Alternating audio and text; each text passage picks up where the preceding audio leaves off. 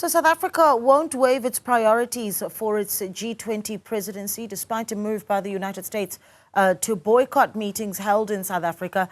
U.S. Secretary of State Marco Rubio says he won't attend a summit set to take place in Johannesburg later this year, accusing the country of having an anti-American agenda. Newzroom Afrika's Qaanitah has more.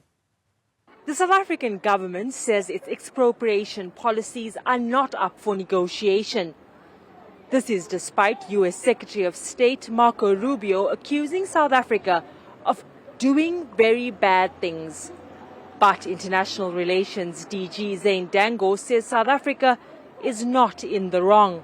What we must do is engage. What we can only do is engage. I think that we're not engaging from a position of being in the wrong.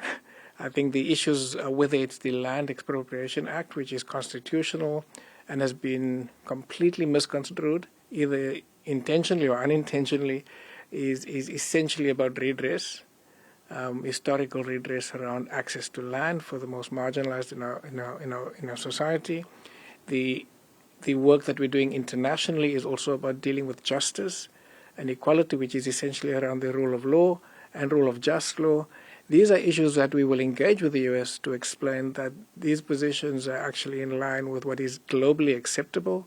The U.S. says it will not attend the G20 summit to be hosted in South Africa this year.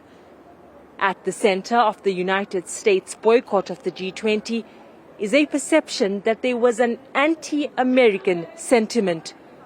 Rubio says the theme of the G20, which is solidarity, equality and sustainability, did not further U.S. interests. Dango says the agenda will not change. Basically, if you look at the tweet is essentially in line with domestic U.S. policy issues, the approach to what they're calling DEI, which is diversity, equity and inclusion, which has essentially been the platform for the elections for the current administration. And we have to explain that, of course, these issues are important to South Africa, but they also been important to the entire G20, including the last U.S. team.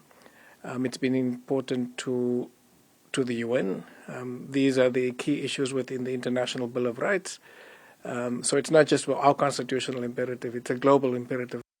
South Africa's relations with the U.S. are fast deteriorating. Government says it will use all avenues to engage the Trump administration because his position on South Africa is based on misinformation. For Newzroom Afrika on Channel 405, I am Qaanitah in Cape Town.